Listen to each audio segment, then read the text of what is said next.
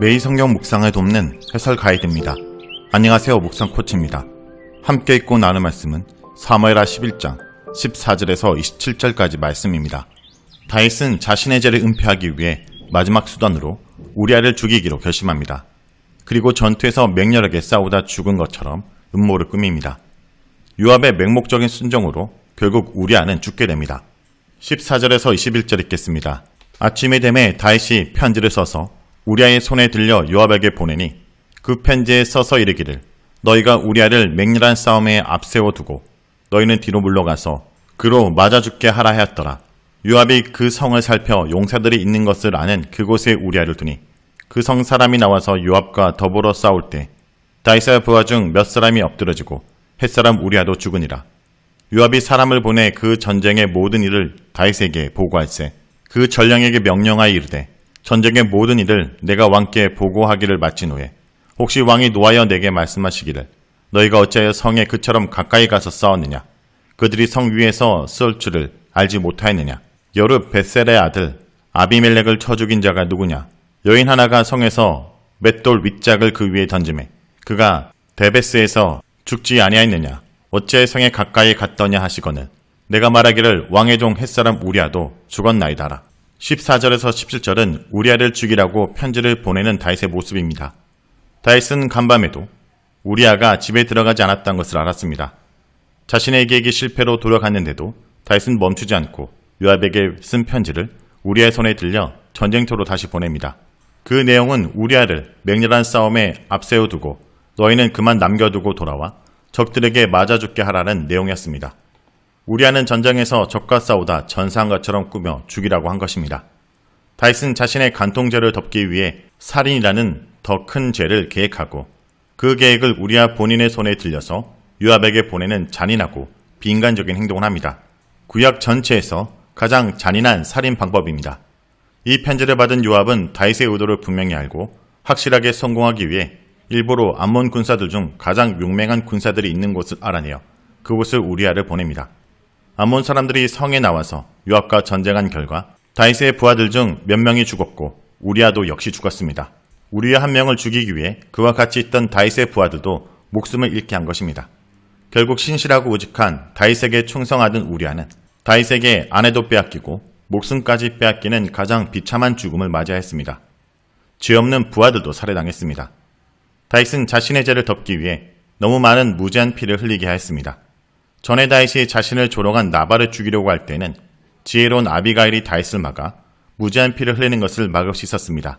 하지만 이번에는 다윗을 막는 사람이 없을 뿐 아니라 요압은 오히려 다윗의 계획을 실행해 주면서 우리아뿐 아니라 아무 관계도 없는 다윗의 부하들까지 죽인 것입니다.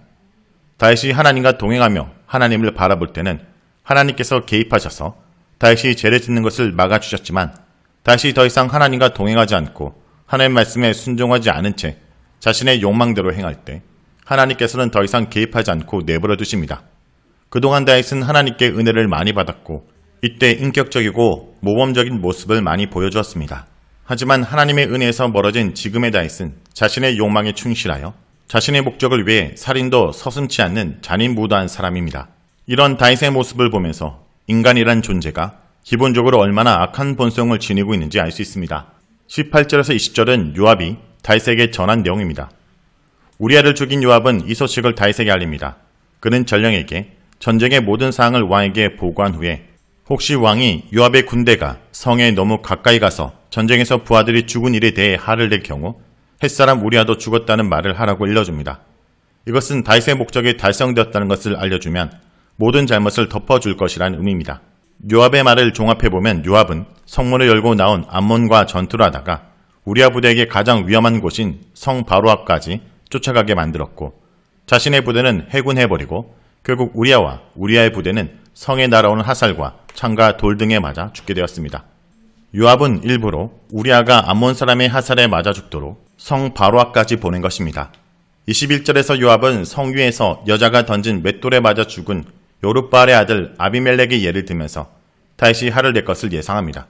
그런데 본문에서는 요룹바알 대신 요룹 베셀이라 표기되어 있습니다. 여기서 아비멜렉은 성 가까이 다가갔다가 맷돌에 맞아 죽은 어리석은 인물의 예로 나타납니다. 22절에서 27절 읽겠습니다. 전령이 가서 다윗에게 이르러 요압이 그를 보낸 모든 일을 다윗에게 아뢰어 이르되 그 사람들이 우리보다 우세하여 우리를 향하여 들로 나오므로 우리가 그들을 쳐서 성문 어기까지 미쳤더니 활 쏘는 자들이 성 위에서 왕의 부하들이 향하여 쏘매 왕의 부하 중 몇 사람이 죽고 왕의 종 햇사람 우리아도 죽었나이다 하니 다윗이 전령에게 이르되 너는 요압에게 이같이 말하기를 이 일로 걱정하지 말라. 칼은 이 사람이나 저 사람이나 삼키느니라. 그 성을 향하여 더욱 힘써 싸워 함락시키라 하여 너는 그를 담대하게 하라 하니라. 우리아의 아내는 그 남편 우리아가 죽었음을 듣고 그의 남편을 위하여 소리내어 오니라. 그 장례를 마침에 다윗이 사람을 보내 그를 왕국으로 데려오니 그가 그의 아내가 되어 그에게 아들을 낳았느니라. 다윗이 행한 그 일이 요압 보시기에 악하였더라. 22절에서 25절은 전령이 다윗에게 우리아의 죽음을 알리는 내용입니다. 전령이 다윗에게 와서 요압이 일러준 대로 보고하는데 전쟁의 상황이 3번 반복되는 이야기 중에서 가장 자세하게 다루어지고 있으며 우리아가 어떻게 죽었는지 자세하게 알 수 있습니다. 전령은 보고의 맨 마지막에 왕의 부하들의 죽음과 함께 우리아의 죽음을 알립니다. 우리아의 죽음을 들은 다윗은 전쟁에서 피해를 본 것에 대해 화를 내기는커녕 오히려 걱정하지 말라고 요압을 위로합니다. 그러면서 칼이 이 사람이나 저 사람이나 삼킨다고 말하는데 이것은 다윗의 부하들의 죽음은 전쟁에서 항상 일어날 수 있는 병가지 상사이니 크게 신경 쓸 필요가 없다는 의미입니다. 이것은 요압이 우리아를 죽이기 위해 다윗의 부하들까지 같이 죽인 것에 대해 염려하지 말라는 위로의 말이며 우리아를 죽여준 것에 대해 간접적으로 감사를 표현한 것입니다. 다윗은 전령에게 이제 힘을 다해 성을 함락시키라는 명령을 전달합니다. 마지막으로 그를 담대하게 하라 라고 명령하는데 이것은 아무것도 신경 쓰지 말고 전쟁에 온 힘을 다하라는 의미로 요압이 우리아를 죽인 일에 대해 자신이 매우 만족하고 있다는 것을 알려준 것입니다. 다윗은 우리아의 죽음 소식에 매우 만족해하며 이 일로 목숨을 잃은 자신의 부하들에 대해서는 조금도 미안해하거나 애도하는 모습을 보이지 않습니다. 26절에서 27절은 다윗의 아내가 된 밧세바를 말합니다. 우리아가 죽었다는 사실이 우리아의 아내 밧세바에게 알려졌고 그녀는 남편을 위해 애곡하며 우리아를 위해 장례를 치러줍니다.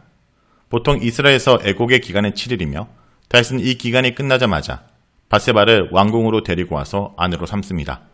자신의 죄를 덮기 위해서는 시간에 지체하면 안 되기 때문에 여기서도 다윗은 매우 발빠르게 움직이고 있습니다.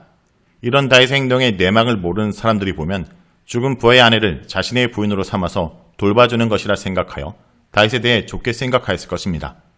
마침내 다윗은 간통했다는 명예를 실추당하지 않고 자신의 계획대로 밧세바를 아내로 맞이하고 그를 통해 아들도 얻게 되었습니다. 다윗은 아마도 자신의 죄를 잘 숨겨 명예를 지켜냈고 예쁜 아내와 아들까지 얻었다고 만족하였을 것입니다. 그런데 27절 마지막 부문은 다윗의 모든 행동을 지켜보고 계셨던 요압의 평가를 우리에게 알려줍니다. 다윗이 행한 일이 요압 보시기에 악하였다라는 것입니다.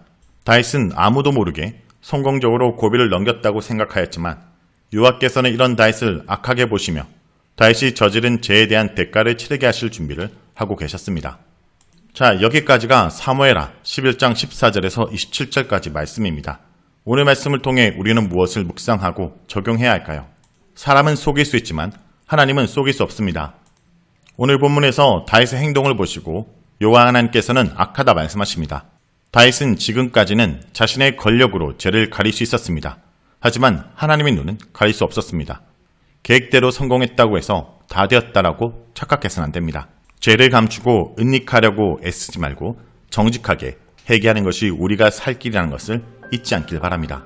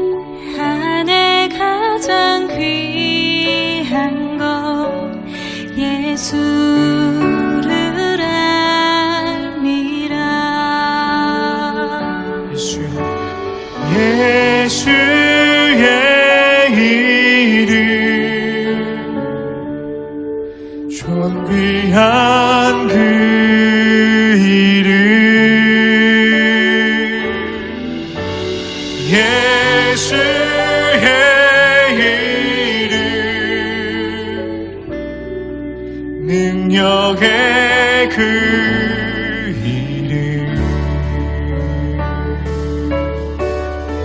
내 안에 가장 귀한 것 내 안에 가장 귀한 예수를 알미라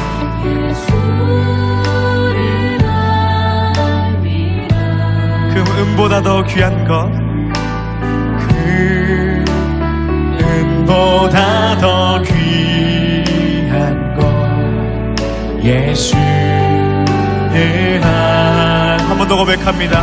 세상 지식보다 귀한 것 세상 지식보다 귀 우리 주 대신 주님을 알밈을 고백합니다.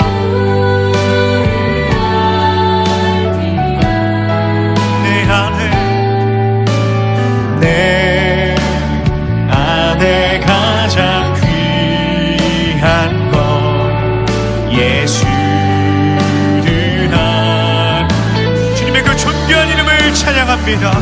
예수의 이름 예수의 이름 존귀한 그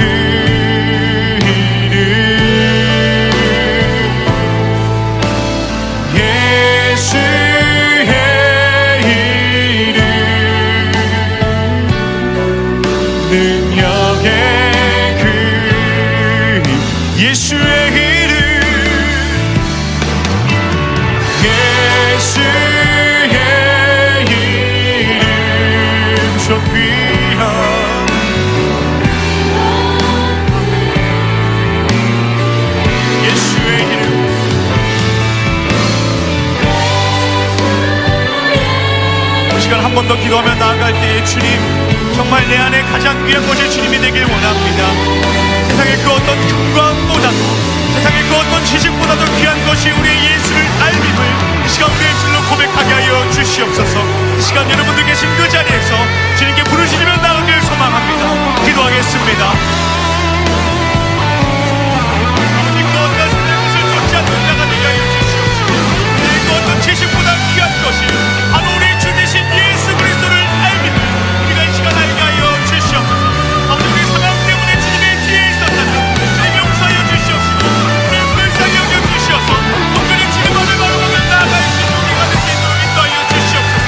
존귀한 예수의 그 이름을 날마다 부르시며 나아가게 하시고 날마다 최우선 순위에 들고 주님을 따라가는 자 주님을 닮아가는 자 주님의 말씀을 순종하며 나아가는 자가 우리 모두가 될 수 있도록 주여 역사하여 주시옵소서. 주님만을 바라보며 나아갑니다. 우리 주님의 이름을 계속해서 찬양하며 나아가는 우리가 되게 하여 주시옵소서. 예수의 이름 존귀한 그 이름을 찬양합니다. 예수의 이름 예수의 이름 존귀한 그 이름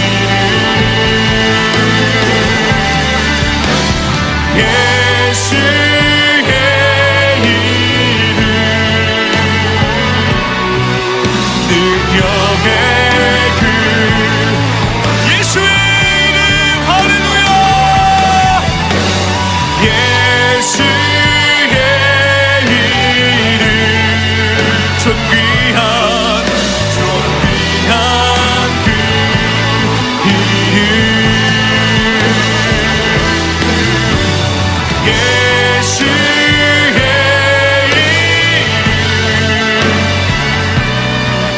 능력의 그 우리 목소리로 고백합시다. 예수의 이름 예수의 이름 아멘 아멘 존귀한 그 이름 예수의 이름